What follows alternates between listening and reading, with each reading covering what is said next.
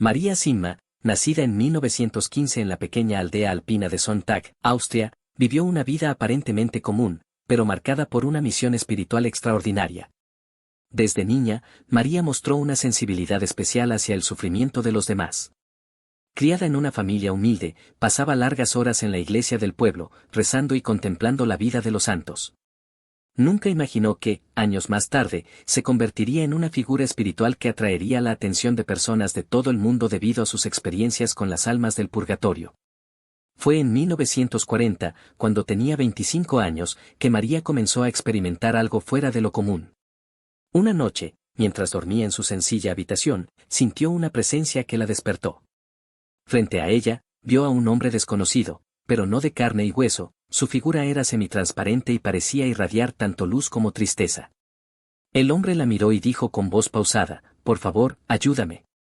María, aterrada, comenzó a rezar, pero la figura desapareció antes de que pudiera hacer algo más. Este fue el inicio de una serie de visitas que transformarían su vida.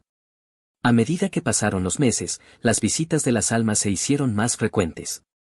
Cada una tenía una historia diferente, algunas habían sido buenas personas que descuidaron la oración, otras habían cometido pecados graves, pero se arrepintieron al final de sus vidas.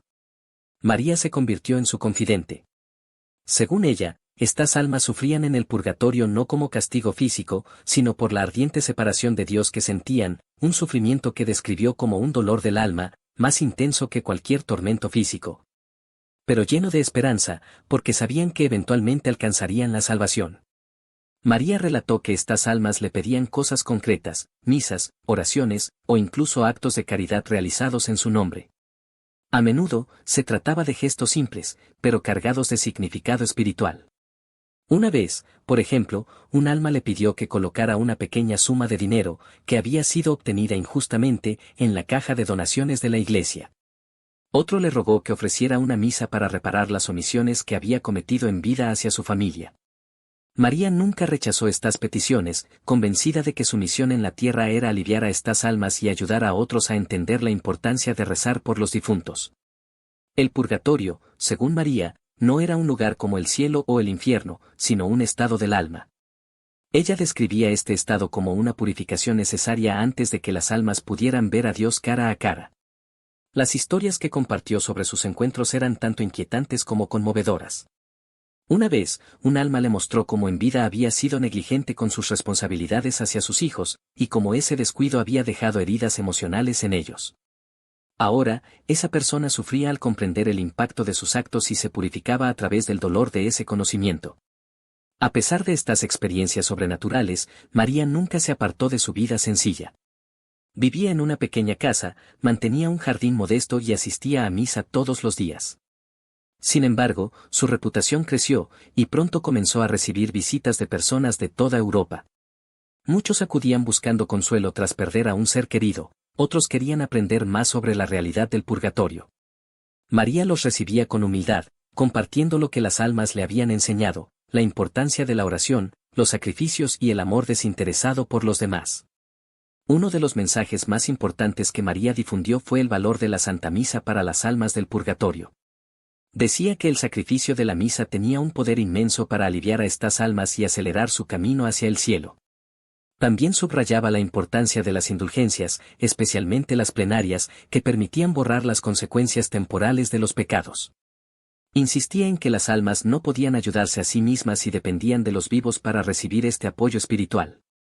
Con el tiempo, María publicó un libro titulado Mis experiencias con las almas del purgatorio, donde narraba con detalle sus encuentros y transmitía las enseñanzas que había recibido.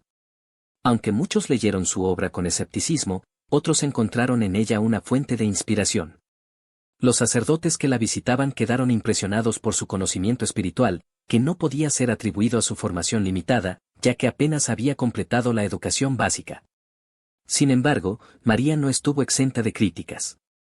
Algunos pensaban que sus experiencias eran fruto de su imaginación, mientras que otros creían que estaban en conflicto con la doctrina católica. Pero María nunca intentó defenderse ni buscó reconocimiento. Decía que su único interés era ayudar a las almas y cumplir la voluntad de Dios. A lo largo de su vida, María enfatizó que todos debemos prepararnos para el más allá. Instaba a vivir con caridad, arrepentirse de los pecados, recibir la confesión con regularidad y participar en la Eucaristía. También recordaba que incluso los pequeños actos de amor y sacrificio podían tener un impacto eterno. María falleció en 2004, a los 89 años, dejando un legado espiritual que sigue inspirando a muchos. En su funeral, los habitantes de Sontag recordaron a la mujer sencilla que, con su vida de oración y sacrificio, había mostrado que la fe podía trascender lo cotidiano y tocar las realidades eternas. Aunque las almas del purgatorio son un misterio para la mayoría, para María Sima fueron una realidad que vivió con amor y dedicación. Su historia continúa siendo un llamado a la reflexión, a la fe y a la esperanza en la vida eterna.